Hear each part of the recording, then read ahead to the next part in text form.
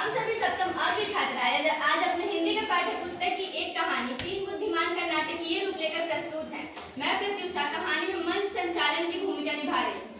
मैं नव्या कहानी में पिता की भूमिका निभा रही हूँ। मैं कोमल कहानी में बड़े भाई होने की भूमिका निभा रही हूँ। मैं दीपाली इस कहानी में मझले भाई होने की भूमिका निभा रही हूँ। मैं सजल इस कहानी में छोटे भाई की भूमिका निभा रही हूँ। मैं प्रिया इस कहानी में घुड़सवार की भूमिका निभा रही हूँ। मैं महेश इस कहानी में राजा की भूमिका निभा रही हूँ। मैं आशी इस कहानी में मंत्री की भूमिका निभा रही हूँ। मैं तनिष्का इस कहानी में दरबारी की भूमिका निभा रही हूँ। मैं दीपा इस कहानी में दरबारी की भूमिका निभा रही हूँ।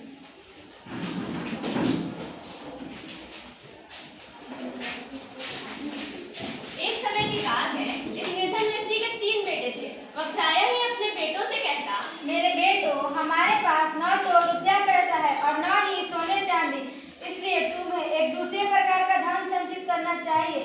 हर वस्तु और स्थिति को पूर्णतः समझने और जानने का प्रयास करो, कुछ भी तुम्हारी दृष्टि से न बच पाए। रुपये पैसे के स्थान पर तुम्हारे पास पैनी दृष्टि होगी और सोने चांदी का स्थान पर तुम्हारे पास तीव्र बुद्धि होगी। ऐसा धन संचित कर लेने पर तुम्हें कभी किसी प्रकार की कमी न रहेगी और तुम दूसरों की तुलना में 19 नहीं रहोगे।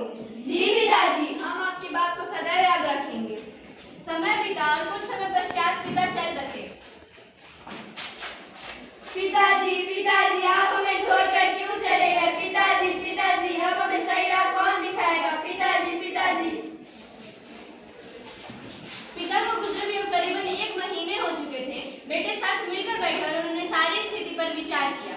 मेरे भाइयों, पिताजी तो अब चल बसे, उनका हाथ हमारे सर पर नहीं रहा। हमारे लिए यहाँ करने को कुछ भी तो नहीं। आओ घूम फिर कर जगत देखें। आवश्यकता पड़ने पर हम चरवाहों या खेत में श्रमिकों का काम कर लेंगे। हम गरीब ही क्यों न हो, भूखे नहीं मरेंगे। जी भैया, अंततः वह तैयार होकर यात्रा पर चल दिए।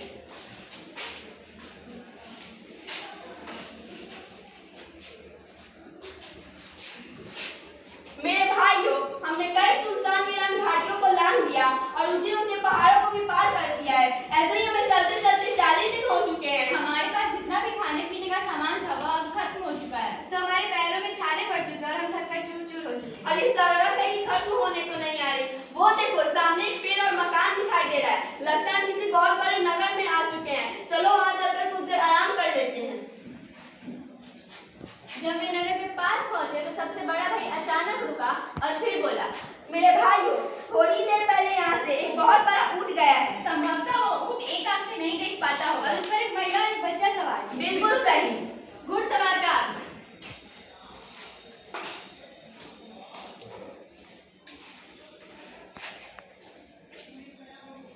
घुड़सवार, तुम किसी खोई हुई वस्तु को ढूंढ रहे हो ना? हाँ। तुम्हारा ऊँट खो गया है ना? बहुत बड़ा सा। हाँ, और वो एक आंख से नहीं देख पाता है ना? हाँ। उस पर एक महिला और एक बच्चा सवार थे ना? लगता है इन्होंने ही मेरा ऊँट चुराया। तुम लोगों ने मेरा ऊँट चुराया, बताओ कहाँ है वो?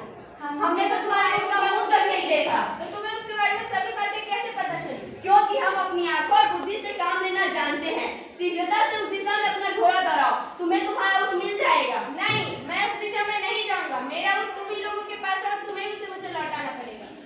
हमने तुम्हारे ऊँट को देखा तक नहीं। लेकिन घुड़सवार उनकी एक भी बात सुनने को तैयार ही ना था। चलो अब तुम्हारा निर्णय राजा जी ही करेंगे।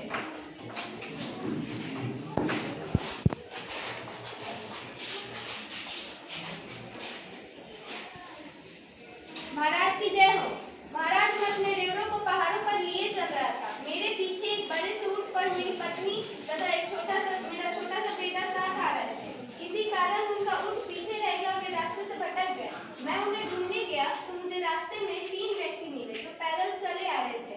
मुझे पूरा विश्वास है कि उन्होंने मेरा ऊँट चुराया और मेरी पत्नी तथा बेटे को मार डाला। तो तुम ऐसा क्यों समझते हो कि उन्होंने भी तुम्हारे ऊँट को चुराया है? महाराज, इसलिए क्योंकि मैंने इन्हें ऊँट के संबंध में कुछ भी नहीं कहा। फिर भी इन्होंने मुझे बता दिया कि ऊँट बड़ा था, एक आंख से नहीं देख पाता था और उस पर एक महिला और बच्चे सवार थे।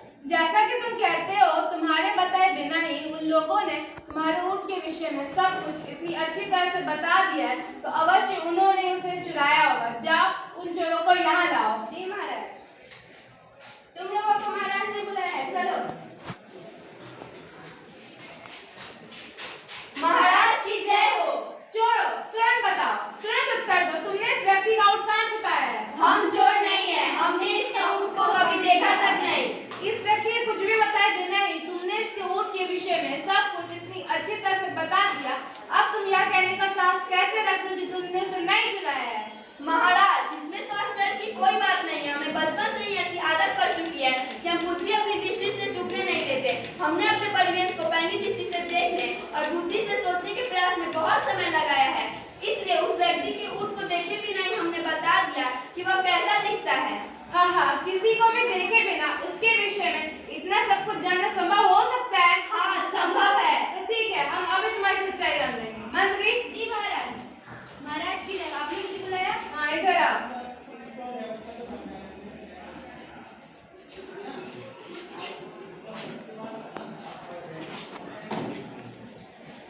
तो छोड़ो, हमें बताओ कि इस पेटी में क्या है? महाराज, हम तो पहले ही यह विनती कर चुके हैं कि हम चोर नहीं है, परंतु फिर भी आप चाहते हैं तो मैं बता सकता हूँ इस पेटी में क्या है। इस पेटी में कोई छोटी सी गोल वस्तु है। इसमें अनार है और वह अभी कच्चा है। सेवको, इस पेटी को इधर लाओ।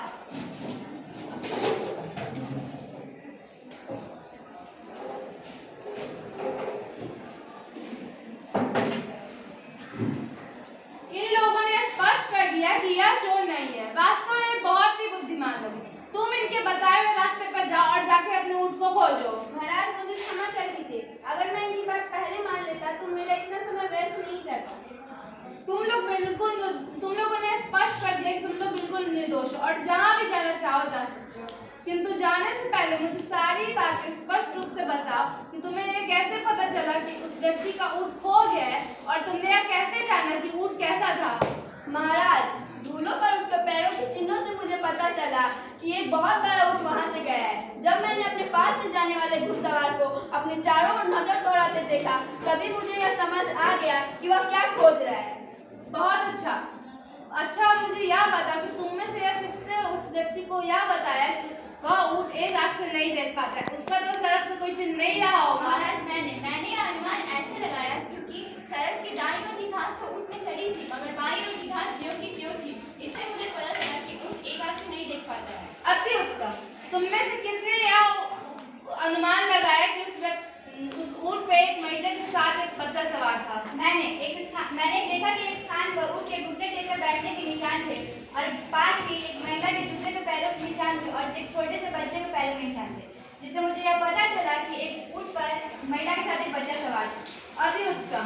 तुम लोग सच में काफी बुद्धिमान हो, लेकिन तुम लोगों को यह बात कैसे पता चली कि इस पेटी में एक कच्चा अनार है? यह बात तो मुझे बिल्कुल समझ नहीं आ रही। महाराज, जब वह दोनों व्यक्ति उस पेटी को उठा कर ला रहे थे तो उससे यह साफ साफ पता चलता है कि वह पेटी थोड़ी भी भारी नहीं थी। जब वह दोनों व्यक्ति उस पेटी को रख रहे थे तो मुझे उसके अंदर किसी छोटी सी गोल वस्तु झिलकने की आवाज सुनाई दी, जिससे मुझे पता चला कि उस पेटी में कोई छोटी सी गोल वस्तु है।